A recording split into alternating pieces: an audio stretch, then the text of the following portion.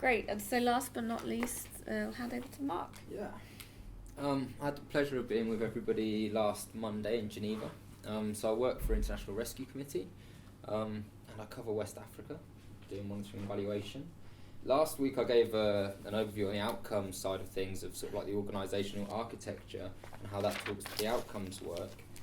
And it's just been a real pleasure being here today, because I think the adaptive management piece and the outcomes piece really adds to the landscape, both the conversations externally and also internally within IRC. And today I think that it's given me a lot to chew on, and I'll share with you some of the bits that are sticking points at my level.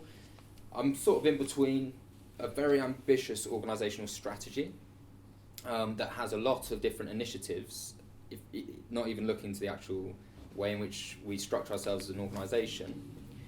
And that strategy goes to 2020, and then myself and my counterparts, from a sort of cross-cutting perspective, are responsible for helping country programmes realise that agenda. I was sharing with some of our colleagues in the break the CEDAR evaluation of our work from 2014-2016, and a really useful concept that they put forward strongly in that evaluation, which I really liked, was the concept of deep field. And they basically said you've been very tenacious and ambitious in how much you've taken on, but there's still a lot of work to be done to close the gap between your ambition and the deep field, i.e. our practice in Kagabandoro and CAR, or our practice at the field. So basically, I would say that today's spoken to four areas for me. One is positioning, just how we actually articulate the need on those three areas.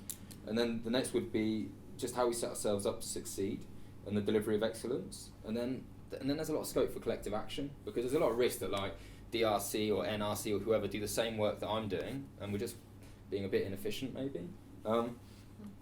So yeah, basically on the, going kind of backwards a bit, but on the adapt piece, within IRC, just to mention four, we've got an initiative on emergency preparedness, which in it has triggers for when we're going to reassess where we're located, what we're doing and so on. Having worked on that with the colleague from the emergency team, a real challenge has been in making sure those triggers are things we can measure, because quite often those population-based triggers, the information isn't available within the timeframes we'd want it, and just like getting access to that information is a real challenge. So I think there's a discrete piece of work for us as a sector on ensuring that not only are we doing the phase 1 and 2 needs assessments well, but also just that triggering piece, and making sure we're choosing the right pieces of information which are accessible within a context, which maybe goes to the cluster a bit. And then we've got another piece of work which is on, probably most relevant to this, to that piece around the program-based approach, which is, we've partnered with CEDAR on that, and ECHO have just put out a bid, I understand, but basically looking at the outcomes level, but without holding you accountable for your outputs, reporting back on what you've achieved against your outcomes. So there's flexibility in where you're programming, there's flexibility in exactly how you're reaching that outcome, but you do need to report back on your progress. I think just throwaway comment on some of the challenges there, it's been a great opportunity. I think over the time we've had that, there have been moments where we've done really well and moments where we've struggled, and I think the challenge is that where country programs are looking to report on very short-term grants that are continually turning over, having them also focus on that higher level beyond the project lens is just a continual challenge right now. I think we'll get there this year, but I think that transition from a purely project-focused accountability and reporting and data, reporting, I think that's quite a challenge. The data management, I'd like to argue in my region, is quite not project-based, but it's an iterative kind of thing where as people want to get more control over their delivery, they go back towards project-based management, which then I'd like to limit that to control over data collection and reporting to different donors, but the actual data management and all that remains at the level of a nutrition program or what have you. But we fluctuate around that, which causes some challenges.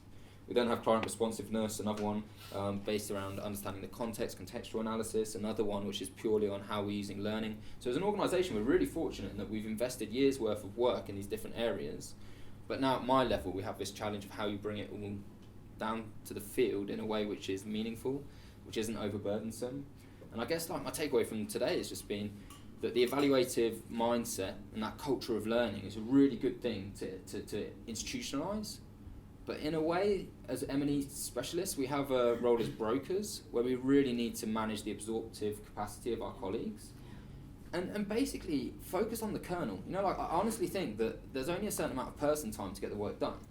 So if we could just agree that this is the core nutrition monitoring package, we're going to work off CMAM or whatever, and now the priority in this country or this context is going to be gender, a gender lens, and then also maybe a client responsiveness lens that we'll integrate. But we'll stop there. We won't prioritise this other lens that we could add on. And it might change depending on the context and the point in time and whatever the situation is. But recognising there's that limited bandwidth, just do that small number of things really, really well. And then personally, I'd like to build up a internal and external roster for saying if there's something else which is really time-bound and critical, we outsource it and bring someone in to do it. Or we have someone in the organisation who can fly in and do this great 2-week assessment. So basically my growth goal for my team this year would just be to have a short list of things I just want them to excel at, maintain the institutional memory, acknowledging turnover and so on, but really nail sort of like the short list of things and then build from there. And I think that there's things there which should be new. So the qualitative piece I think is really exciting. I honestly think that we lack some benchmarks just around how to do that in, you know, what best practice is, especially in terms of the organisation of the information. Because it's not so much, the coding bit's available, everybody kind of has, if you interview people, they always say, oh yeah, I know how to code things thematically, X, Y, Z. But when you get to the actual data management, physically how are you doing that? And then you look at the step between what they're doing to manage their data and how they're getting to it, it's varied and often the quality's interesting. I'm all for quick notes and like doing the sort of like debriefs, but again, like there's still, whatever your methodology is, you still need to like, we should be having some sort of benchmark and expectations around that. Yeah, and then I think for me, the other big ones were just, yeah, I loved in Geneva, we were just talking about upskilling the users of data, because the other piece of the burden, the absorptive capacity, is just about being very clear from the outset what you're going to do with the information. So I would love to have stronger needs assessments where it's very clear that the questions in the needs assessment talk directly to identifying the gap and then where we're working, what we're doing, who with, those decisions. And I think that that plays through the whole project cycle. And I think that if we're really clear what we're using the information for, whether it be project level nitty-gritty decision making, whether it be medium-term strategic stuff on where we're going to go next time there's an influx or what have you, I think that clarity will really help us provide more pertinent, better quality answers to those questions. Yeah, and then I think the only other thing which is just going to be a burning thing for us all to deal with is just the partnering and the local capacity. I mean, like, there's no point putting a donkey on a racehorse and expecting it to win the Grand National. It's not going to do it. So I think as we're thinking through, I like the slide with like the different qualitative approaches, but we almost need that for our programming. You know, like, so like, I like CMAM, the actual like preloaded data collection forms where it's pretty much standardised, and then you've got space to add on qualitative information or adapt it or what have you. Maybe not CMAM, you can't so much adapt, but something you would be able to maybe. But I think we need to look at how we're ensuring a minimum best practice amongst partners, because 3 steps removed, it starts to get a bit scary from just is the quality there, is it complete? Because we get a lot of word reports back where, you know, in some of these operating environments, there's a risk there around compliance and all the rest of it. So that's mine.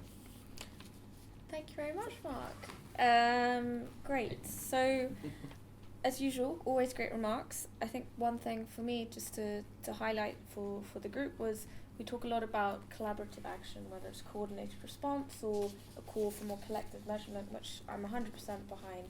But I like this idea of, as well, setting benchmarks. And I think if we're not quite ready yet to collaborate or coordinate measurements, definitely something that there's scope for is collective setting of certain benchmarks of best practice. And definitely, at least in the qualitative area, what we've seen is borrowing from academic standards, and maybe we need to really reassess what types of qualitative do we need as humanitarian actors. And then there was another thing there also around not monitoring everything. With outcomes monitoring, I think we assume, okay, so with every single project where we have an outcome, we need to monitor all of those, and then we need to aggregate all of those at the global level. But there are some organisations who are stepping away from this and saying, okay, actually this year we only want to be looking at cash. So we'll only be looking at cash outcomes at the global level, and we won't look at any of the others. So being a bit more selective around what we're looking at as well. Great, thank you so much all of you. That was a really good end to the day in terms of talking.